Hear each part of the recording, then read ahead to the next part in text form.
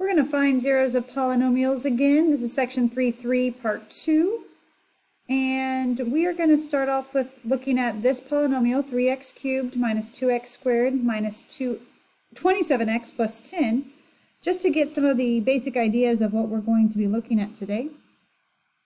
We want to start by listing the factors of the constant p. So in this case, our constant would be 10. Then we're going to list the factors of the leading coefficient, and we call that q. For this particular polynomial, our leading coefficient is 3.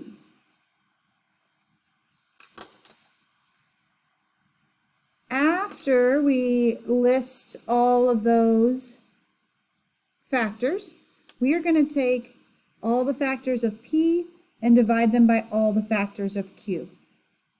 Now, if you didn't have a chance to get all that written down, pause it really quickly so you can refer back to it later, because we're going to move on to our next example. All right, so let's say we actually want to go through that process. List the possible rational zeros of this polynomial. So we start by taking our constant, and our constant in this case is 18. So our p value is 18, and we want to list all of its factors. So I usually start with 1. I just kind of keep going up until I find a number that doesn't divide into 18, but 1 does, 2 does, 3 does, 4 does not, 5 does not, 6 does, because 3 times 6 is 18. And then I know I can just pair them up. So 2 times 9 is 18, 1 times 8 is 18. Now, in addition to all of those numbers being factors of 18, the negative version of those numbers are factors as well. So I like to throw a plus or minus at the beginning to represent all of those numbers, positive and negative. Next, I am going to find what we call the q value, which is our leading coefficient. In this case, it is 4. And we want to find the factors of our leading coefficient. So 1, 2, 4. And again, we want the positive and negative versions of each one of those. We don't care at all about the stuff in the middle. We only care about that constant and the leading coefficient. And then the last step is to take p and divide it by q. So we're going to take each one of these and divide it by each one of these, but we don't want to repeat any values. So I do it pretty methodically. First of all, plus or minus goes out in front. But I'm going to take 1 divided by 1, which is 1. 1 divided by 2, 1/2. 1 divided by 4, 1/4. Then I'm going to jump to 2. 2 divided by 1, I don't have that on my list, so 2. 2 divided by 2 is 1, which is already there, so I'm not going to write it again. 2 divided by 4 is 1/2, which is already there, not going to write it again. So then I go to 3. 3 divided by 1 is 3. 3/2 I don't have, and 3/4 I don't have. Then I go to 6. I need 6, but 6 divided by 2 is 3. I don't need that one. 6 divided by 4 is 3/2, so I don't need that. 9 divided by 1, I don't have.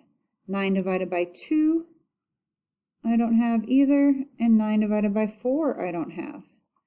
18 divided by 1, I don't have. 18 divided by 2 is 9, I have that. 18 divided by 4 is 9/2. I have that too. So list out all of the numbers, taking that first list divided by the second list. And these are your possible rational zeros. And we'll talk in a minute about what they mean and how we're going to use them. But the first idea is just to be able to create that list. So basically we came up with 1, 2, 3, 4, 5, 6, 7, 8, 9, 10, 11, 12 possible rational zeros that are positive, but we also have 12 that are negative, so we have 24 possible rational zeros. Sometimes I'll ask you how many total possibilities you have. So make sure if you count them that you include both the positive and the negative. Okay, so now we're going to jump into how we're actually going to use that. So we're going to start again with a new polynomial, and I want you to list all the possibilities. So go ahead and pause it and do what we just did. find the constant, find the leading coefficient, divide P by Q. Then come back and I'll show you the next step. All right, so our p-value this time is 12. Its factors are 1, 2, 3, 4, 6, 3 and 4, 6, and 12. Our leading coefficient this time, ooh, that's a nice one. It is 1, which only has factors of 1. I forgot my plus or minus. Put those back on there. So that means when we divide all of these, we're not going to have a bunch of fractions, which is very nice. So our possibilities, when we take P over Q, we're going to have 1, 2, 3, 4, 6, 12, both positive and negative. So 1, 2, 3, 4, 5, 6. That gives us 12 possible rational zeros. Okay, so of those 12 possible, notice that the directions say use synthetic division to find the zeros. So out of these 12, some of these are zeros of this polynomial. So it wants us to use synthetic division one by one, going through the synthetic division process of these 12. That could take quite a while. So one thing that you can do is use your graphing calculator or graphing software to see where to begin. So if you were to graph this, you could see where it crosses through. You can't use that as your answer, but you can use it to help you narrow it down. So when I did that, I saw that it looks like it crossed through at 2, positive 2. So I'm going to put 2 inside the synthetic division little box and then put my coefficients across the top. This is a good review of synthetic division here.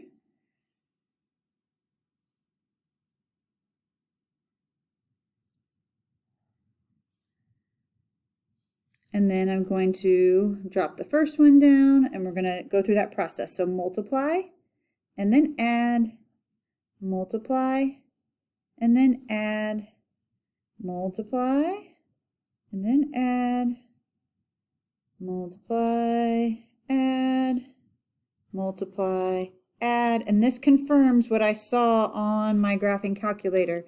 When you get a 0 there, remember that means that it's a factor. So that's a good thing. Now the other thing that I saw on the graphing calculator is when it hit at 2, it bounced off. Okay, and that means that it's a double 0. So I could try 2 again. Now when I try 2 a second time, I am not going to use my original coefficients. I'm going to use these new coefficients here. So I'm going to put my little box off to the side with a second 2, and I'm going to go through that process again. Drop down the first one, multiply, add, multiply, add, multiply, add, multiply, add. And notice I get that 0 again, which is another good thing. So that's called a double 0. So at this point, we had started with a 5th degree. We divided once to get a 4th degree. We divided again to get a cubic. And I always want you to go all the way to quadratic. So we need to find one more time. And my graphing calculator said that -1 would be another place that it crossed. And again, notice that all of these are numbers from our list up here. So we're going to do it one more time. So drop it down, multiply, add, multiply, add, multiply, add. We got that 0 we're looking for. And now we're going to rewrite it. So we went from a 5th degree to a 4th degree to a 3rd degree. Now we're at the quadratic stage. So we have x squared plus 3 equals 0. As we've talked about before, since it's a 5th degree polynomial, we need 5 zeros. So far we have 3, so we're going to find the last one by solving this. So the last 2, I should say. Subtract 3 to the other side, take the square root. When we take a square root, we always have plus or minus. Square root of -3, you cannot simplify the 3, but you can bring an I out, so plus or minus I radical 3. So all in all, we have x equals 2, which we can indicate as a double. Shows up twice, negative 1, and then positive and negative I radical 3. So those are our 5 zeros.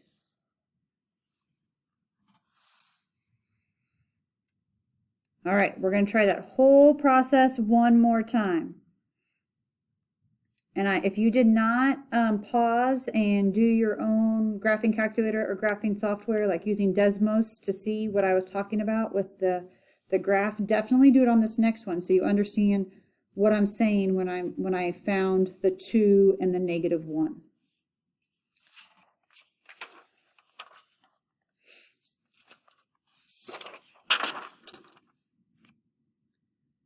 All right, so go ahead, get that written down, hit pause so that you can give it a try yourself. You understand so much more when you try it yourself versus listening to me do it, and come back and check. We start with possibility, so our p-value in this case is negative 24. So factors of negative 24 are 1, 2, 3, 4, not 5, 6, not 7, 8, 12, and 24. Our leading coefficient is 3, so factors of 3 are 1 and 3, and on both of these we need plus or minus. So when we take our p-value divided by our q-value, remember we have to divide each one of these. So we would have plus or minus 1, 1/3, 2, 2/3, 3. 3 divided by 3 is 1, which we already have. 4, 4/3, 6, 6/3 is 2, 8, 8/3, 12, 12/3 is 4, so then 24, and 24/3 is 8. So we have 1, 2, 3, 4, 5, 6, 7, 8, 9, 10, 11, 12, 24 possibilities, which if you didn't have a graphing calculator or graphing software like Desmos, you could try all 24 of those in synthetic division. But since you have one to narrow it down, use it. All right, so when I put that in, I can see that it's crossing at negative 4, which is on my list. So I'm going to put negative 4 in the box, and then 3, 14, negative 1, negative 42, negative 24. I'm going to drop that 3 down, get negative 12, add, multiply, add, multiply, add, multiply, and I do in fact get a 0. If you ever don't get a 0, it means you either multiplied and added wrong, or the number you're testing isn't an actual number that works. Now, the majority of the time, I want you to take it down to the quadratic level. This is to the 4th power. It's a quartic, so we know that this is a cubic. But every once in a while, you will get a cubic that can factor. So if you want to try factoring this, 3x cubed plus 2x squared minus 9x minus 6. You can always try to factor that and see if it works, because you can factor a cubic by grouping when there's 4 terms. So x squared times 3x plus 2. And on this one, we take out a 3. We are left with 3x plus 2. I think I said 3, but I meant negative 3. 3x plus 2 times x squared minus 3. And it does factor, so that one works. So we didn't necessarily have to do synthetic one more time. Set each of those values equal to 0. This gives us x equals negative 2/3, which was on our list. There's a positive 2/3, but remember it's negative and positive. So we could have done negative 2/3 with the synthetic division. And then this one, we'd get x squared equals a positive 3. So x equals plus or minus radical 3. And then we have our original one. So if we put all these together, we would have -4 that we originally had, -2/3, and then plus or minus square root of 3. So those are our 4 zeros for this function. And 2 of them came from our possibility list. But all in all, we needed 4 because it was a quartic.